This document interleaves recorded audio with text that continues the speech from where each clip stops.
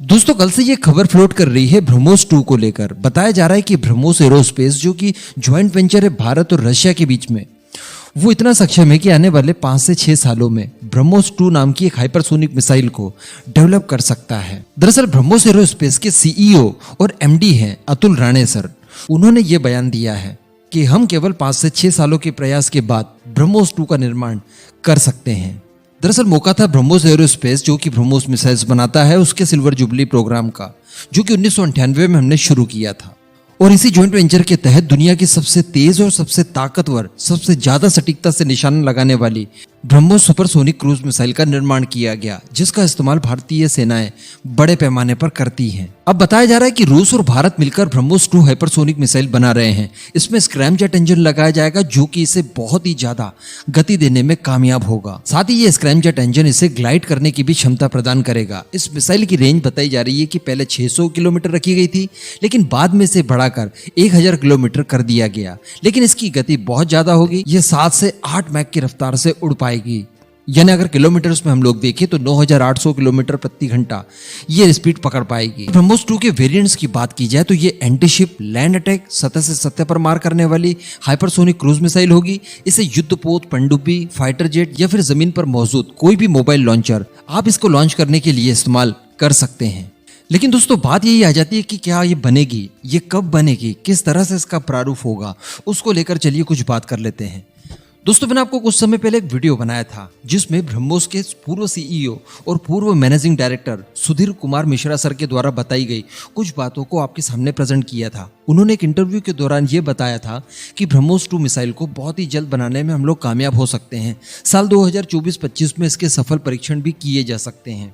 लेकिन समस्या यहाँ पर यह आ गई कि इसके लिए जो स्क्रैमजेट इंजन की रिक्वायरमेंट होगी वो देने के लिए रशिया तैयार नहीं है, यानी उसकी टेक्नोलॉजी वो ब्रह्मोस एरोस्पेस को नहीं सौंपने वाला है। तो अंततः ये कहा जा सकता है कि इसके स्क्रैमजेट इंजन की व्यवस्था डीआरडीओ को ही करनी है। और दोस्तों देखिए यहाँ पर डीआरडीओ इस तरह के इंजन के ऊपर काम कर भी रहा है। इसके हमने 2 सफल परीक्षण भी पहले कर लिए हैं।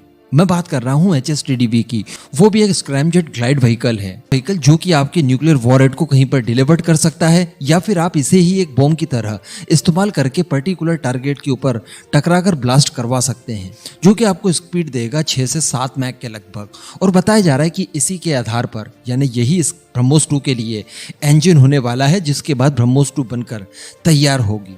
लेकिन फिलहाल की अगर मैं बात बताऊं, जो कि मिश्रा सर ने भी कही थी, सुधीर कुमार मिश्रा जी ने, कि अगर फिलहाल देखा जाए ब्रह्मोस 2 के बारे में तो ये केवल एक कॉन्सेप्ट है। और ये जो आप एक स्ट्रक्चर देखते हैं, ये ब्रह्मोस 2 का मॉडल बताया जाता है, जो कि रशिया की जिरकॉन मिसाइल के सिमिलर दिखाई देता है। केवल यही बनाया गया है, ये केवल एक टीन का ढांचा है। इससे ज्यादा कोई भी काम अभी तक ब्रह्मोस 2 पर नहीं हुआ है। जबकि हम लोग जानते हैं कि भारत का डीआरडीओ खुद ही 2024-25 तक अपनी खुद की हाइपरसोनिक मिसाइल्स को प्रेजेंट करने वाला है और इनके ऊपर काम कंप्लीट करके इनके टेस्ट भी करने वाला है, जिसके लिए आज से ही तैयारियां शुरू कर दी गई हैं। इस प्रोजेक्ट को फास्ट ट्रैक कर दिया गया है और इसी साल संभवतः HSTDV का फिर से परीक्षण किया जाएगा।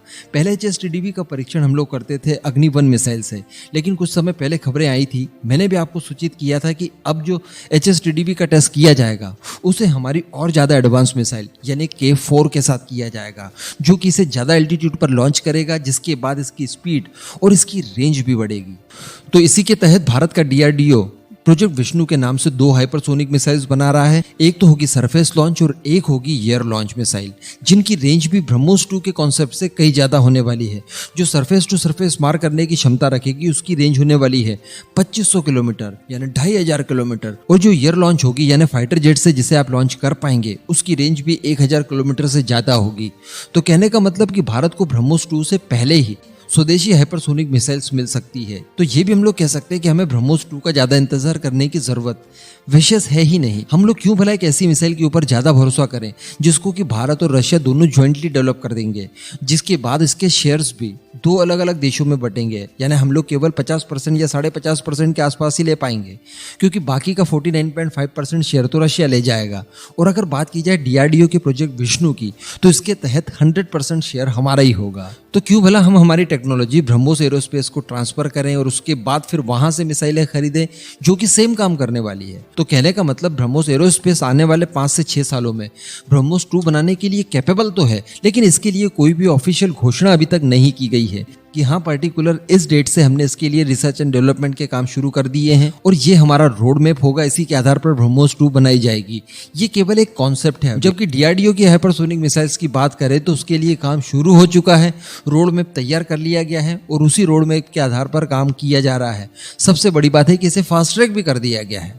तो यही कुछ खबरें निकल कर आई थी। तो अब आप ही नीचे कमेंट करके बताइएगा कि आप किस हाइपरसोनिक मिसाइल का वेट कर रहे हैं, डीआरडीओ की स्वदेशी मिसाइल का या फिर ब्रह्मोस 2 का। नीचे कमेंट जरूर कीजिएगा।